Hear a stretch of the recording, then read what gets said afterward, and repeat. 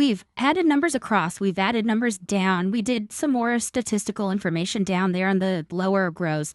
But there's something else here that we really want to do. And let's take a look here. We have a grand total for all of the trips that we took in the first quarter. And we also have the total of each individual trip.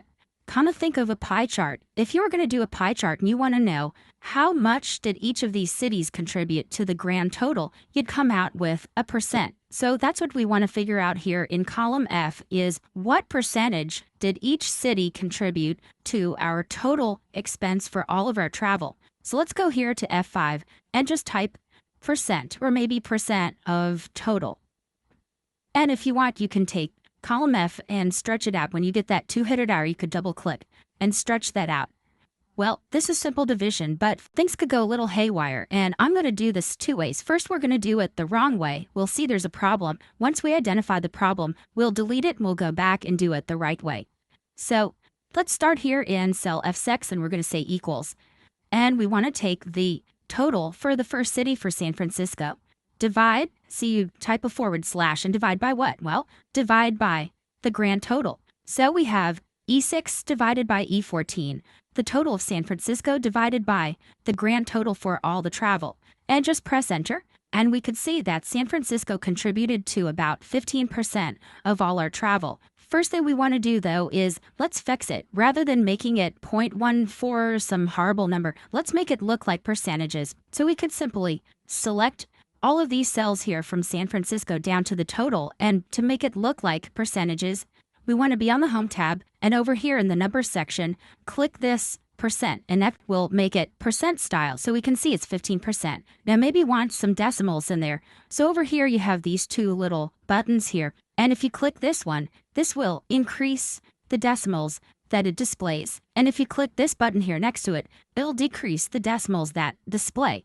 Keep in mind, this is not actually rounding the numbers off. This is just formatting. Excel is still calculating based on that whole long number. Okay, that's great. So we see it's about 14.9%. Now, here's where things can go a little haywire. You figure, okay, great. I don't have to do this for every single row. I can just take my autofill and I'll drag down here to the total, hoping that I'll get 100%. Look at this. What we have is 100% garbage. Why is that? Well, let's click the first number we did. Okay, E6 divided by E14. Total of San Fran divided by the grand total. That's great. What's happening here? Here, this is E7, the Los Angeles total. That's great. Divided by the average. It's kind of meaningless. And over here, we have the Philadelphia total, E8, divided by E16. Again, meaningless. Now, by the time we get down here, we've got these divide by zero errors. So what's happening is, when we took that autofill and we dragged down, remember, these were relative references, and Excel rewrote the formula for us the way it was designed to do. Changing the numerator, changing the denominator, and maybe let's press Control tilde and we can see this a little more clearly.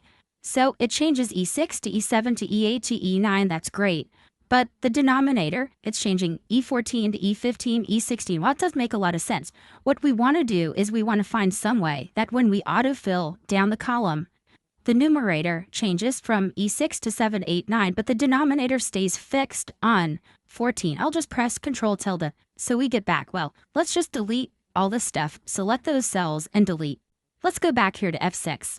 Now that we see what the problem is, let's go and do it the right way. It's going to be just a slight difference. So we type equals. Again, the San Fran total. Use the / divided by the grand total there, but don't enter it yet. Press the F4 key on your keyboard. When you press F4, you notice that it changes the denominator, because that's where the cursor is, from E14 to $E, $14. This is an absolute reference. How's an absolute reference? Well, $E means stay fixed on column E. $14 means stay fixed on row 14, which is just another way saying stay fixed on cell E14. Well, press the F4 key again. And notice this changes a little bit to E $14. So it's plain E, meaning that Excel can veer off column E if necessary, but still fixed on row 14. Press F4 again, and it's kind of the reverse. Now we have $E14. $E meaning we're fixed on column E. 14 meaning, well, it could veer off. Press F4 again, and it cycles back to the beginning. This is a purely relative reference. One last time, press the F4 key.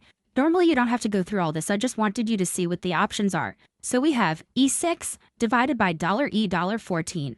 Now press Control Enter, and now get your autofill handle and fill down to row 14. Now we have some numbers that make sense.